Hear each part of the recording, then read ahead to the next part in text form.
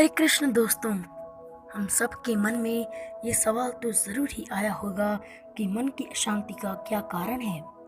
क्या हमारा मन किसी और के कारण अशांत है? क्या हमारा मन कुछ प्राप्त न होने के कारण अशांत है? किस बात के कारण हमारा मन अशांत है?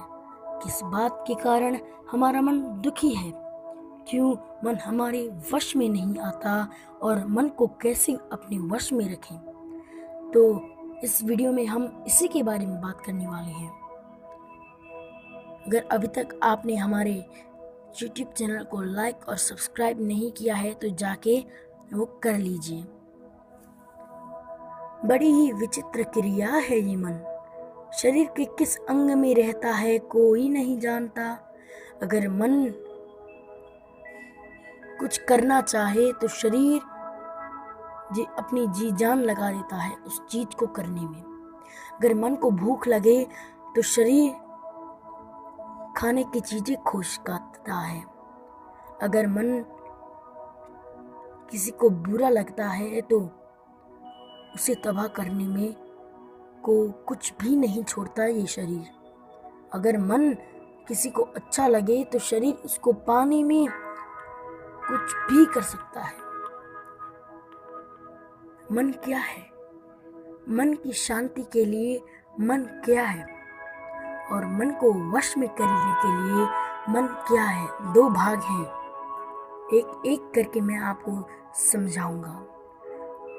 ये वीडियो थोड़ी सी लंबी भी हो सकती है, परंतु थोड़ा सा स्किप मत कीजिए। अगर आपने थोड़ा सा स्किप किया तो आपकी जिंदगी भर के लिए भारी पड़ सकती है।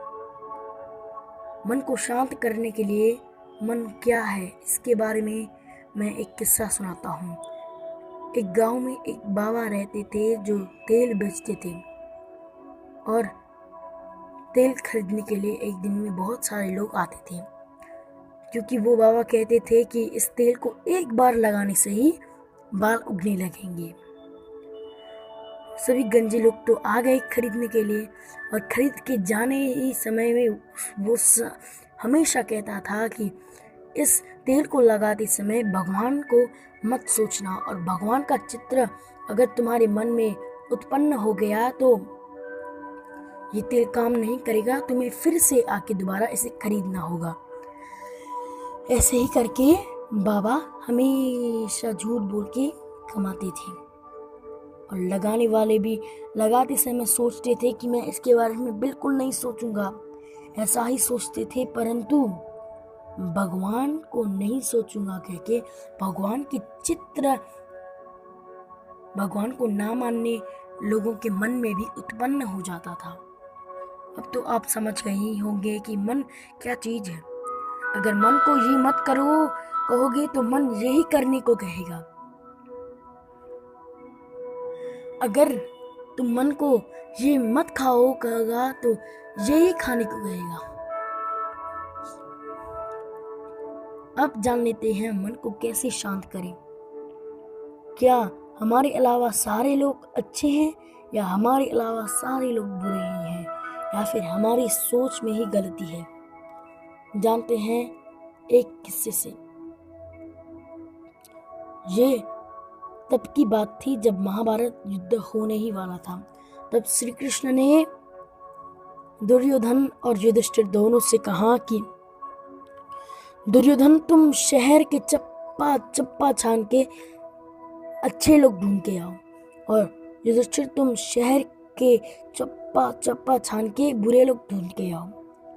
तो दुर्योधन और युधिष्ठिर दोनों ने ढूंढा, शहर के चारों तरफ ढूंढा और आए खाली हाथ दोनों ही।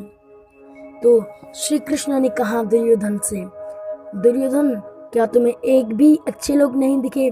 नहीं भगवान, मुझे तो पवित्र और मंदिर जैसे स्थान में भी पाखंडी लोग ही दिखे रहे हैं। तब कहा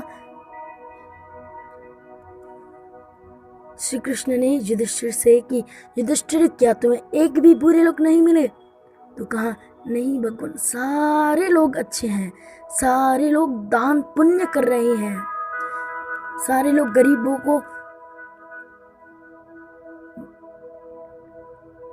दान कर रहे हैं, पुण्य कर रहे हैं, बांट रहे हैं, तो आपको तो अब समझ में आ ही गया होगा कि मन की अशांति का क्या कारण है। वो हम ही हैं, क्योंकि हमें संतुष्टि होना ही नहीं आता। अगर हम अपने आप में अच्छे अच्छे चीज डालेंगे तो सारी जगह समानता में अच्छे ही दिखेंगे। अगर हम अपने ऊपर बुरे बुरे ही डालेंगे तो सारे लोग बुरे ही दिखेंगे। अब तो आपको समझ में आ गया होगा। तो चलते हैं एक और सवाल की तरफ कि मन को वश में करने के लिए मन क्या होती है।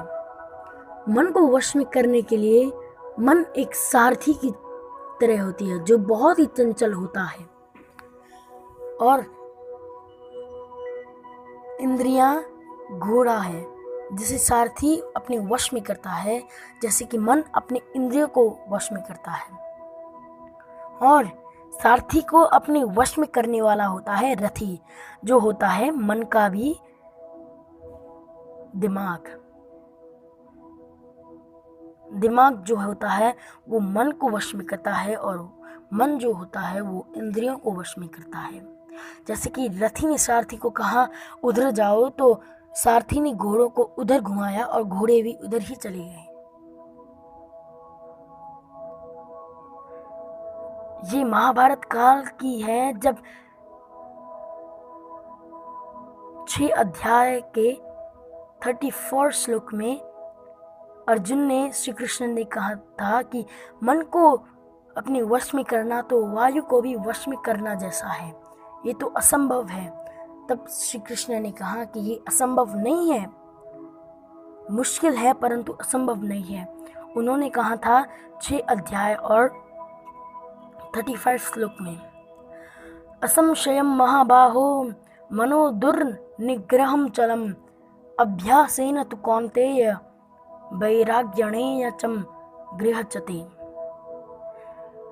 मन को शांत और मन को अपने वश में करने के लिए 2 चीजें करना जरूरी है, 2 तलवार ठोकने पड़ते हैं।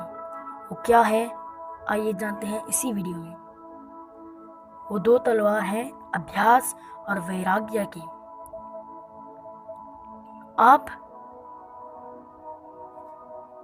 अगर आप 7 और 8 बजे के बीच में कार्टून हेरते हैं, हमेशा कार्टून देखते हैं, तो उसके बदले में भगवान के हेरने की अभ्यास कीजिए।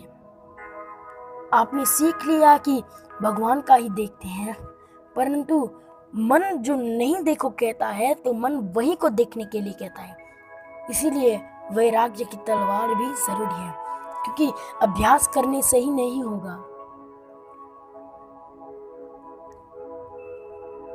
अभ्यास करते हैं, अभ्यास में सफल होते हैं, परंतु वैराग्य की तलवार नहीं हो तो उसी में फिर से पलट जाते हैं। जैसे कि हमने सबसे पहले एग्जाम में 100 मार्क लाए और तभी से हमने सिर्फ एग्जाम के आगे ही पढ़ना सोचा, एग्जाम के बाद पढ़ना नहीं सोचा, और दूसरे एग्जाम में हमें क्या मिला, अंडा।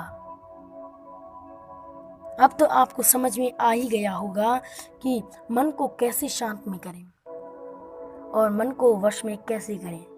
ये वीडियो थोड़ा सा भी आपके लिए हेल्पफुल हुई हो तो हमारे चैनल को लाइक कीजिए और सब्सक्राइब भी कीजिए।